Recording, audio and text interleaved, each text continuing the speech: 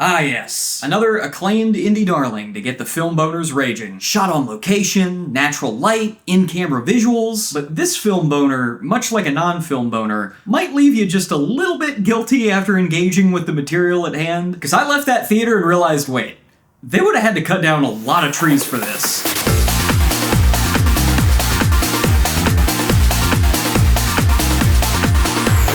Welcome to Reviewed in 5, where I rate movies in 5 categories: writing, directing, acting, originality, and entertainment. And Oscar season is a time that I really look forward to every year. Not because of the marketing, or the campaign drama, or God forbid the ceremony itself, but because of that period between when the nominations get announced and when the winners get announced. Because that period is my opportunity to catch up on a lot of solid movies from the past year that I missed. Usually most of them. I try to at least see all the movies nominated for Best Picture every year, been doing it since 2017, and that tradition has introduced me to a lot of films that I loved that I might not have seen otherwise. Call Me By Your Name, The Holdovers, Tar, American Fiction, Little Women, Drive My Car. If you haven't seen Drive My Car, by the way, make time. Set aside 3 hours and just... But that brings me to Train Dreams, because let's be real, this is not the type of movie that I would have sought out on my own volition. So is this the next hidden gem for my collection, or is it the Brussels sprouts of Oscar season? Let's find out. Let's just get it out of the way. Voiceover narration.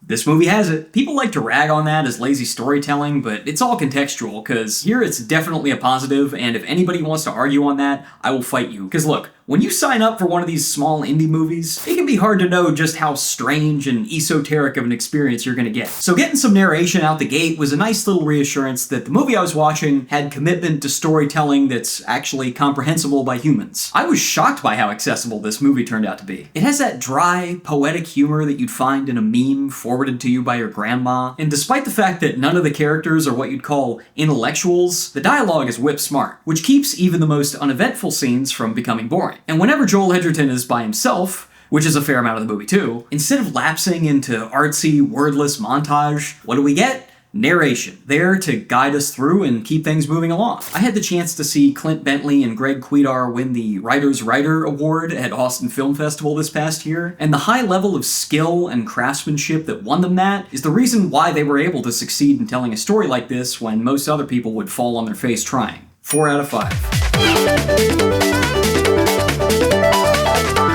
Train Dreams is directed by Clint Bentley, and at the screening I went to, they actually gave us like a printed note card with a 4-paragraph statement from him about his movie. And I'm gonna read you some excerpts now, because I found them very unintentionally funny. I wanted to make a movie to celebrate people like my parents, my grandparents, average, everyday people who the world doesn't often tell stories about or even remember. I'll bet his parents read that and were like, gee, thanks, son. Like average as opposed to who?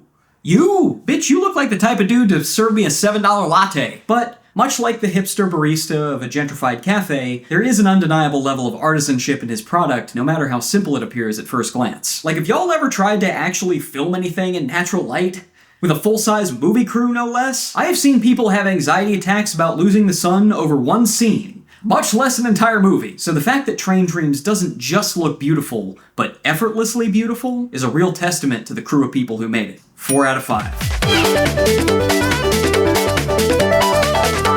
There was one review quote that I saw in the trailer saying something like, "This is the best performance of Joel Edgerton's career." I'm not sure that's the compliment whoever wrote that thinks it is. Like, man barely says anything for the entire movie. Half the acting was done by his beard, but the other half is done by his eyes. And I think that's the part people are talking about, because we get to see his entire life through this movie, and he does give us the entire spectrum of human emotion through those eyes. And that beard. Felicity Jones is good. She doesn't get the opportunity to do too much outside of just generally exist as my wife. But without spoiling anything, let's just say that she did what she needed to do to make me feel what the movie needed me to feel at the right time. William H. Macy is here. He pretty much speaks only in viral Facebook motivational text posts. He's the best character in the movie by far. And I found Carrie Condon more impressive than Joel Edgerton at times, because she is also not American, and she might have more lines than him despite having like 1/8 the screen time. But if there's one underrated person in this movie, it would have to be Nathaniel Arcand, who more than anyone else captured the understated beauty of human interaction by being there for someone when they need it most. Which is really the essence that the entire movie's going for, I think. 4 out of 5. So this is probably the part of the video where I'd be tempted to compare this to a Terrence Malick movie. if I had seen any of them. So I'm gonna leave that to, I don't know, people on Letterboxd, probably. Feel free to recommend whichever one I should start with in the comments. I don't really see Train Dreams breaking any new ground for the language of cinema. It's the story of people who broke new ground 100 years ago, so I guess that's not really a shocker. It doesn't give you much reason to get excited about it, but it does make a surprisingly good argument for its relevance. Because walking you through the experiences of a guy struggling to find meaning over the course of his life as the world changes faster than he does is something I think anyone living through the 2020s can relate to. And more as this decade goes on, it seems to me that the true value of movies isn't really in mind-blowing cinematic spectacle anymore. It's in their ability to move us by highlighting universal emotions and shared experiences. So this earnest, unpretentious look at some guy cutting logs in the early 20th century Pacific Northwest might be one of the most rewarding watches of 2025. 4 out of 5. If it feels like I haven't talked too much on what this movie's actually about, it's because the logline's not doing it any favors. I'm gonna read you another excerpt from my note card to show you what I'm talking about. With this film, I wanted to celebrate the magic and the beauty of the everyday. Yeah, if that's not a red flag, I don't know what is. I've read scripts by people who say they want to do that and end up writing something that could put a squirrel to sleep. So the fact that Clint Bentley has made something that's actually quite engaging to watch is probably the best compliment I can give this. Like, this ain't Top Gun or anything, but it's also not pretentious art house bullshit either. It's just a simple story of a simple guy and the simple moments in his life. And ironically, there is a demographic of people who would probably be an easier recommend for this than something like Marty Supreme or Sinners. Boomers! I could probably do a whole video on the craft reasons of why this movie succeeds in telling a story about a quote-unquote ordinary dude without becoming boring, but I don't really want to turn this into a video essay channel. So for now, 4 out of 5. Yeah, I think I gave this one 4s across the board. Don't even gotta do any math this time. Final score, 4 out of 5.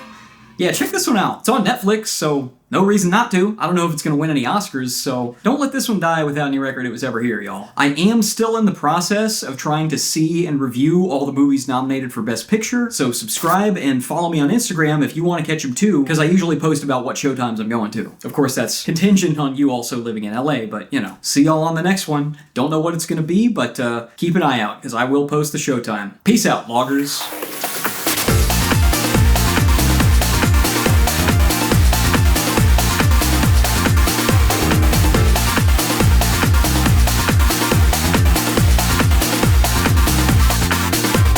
Ironically, there is a demographic of people who would probably be an easier recommend for this than something like Marty Supreme or Sinners. Boomers!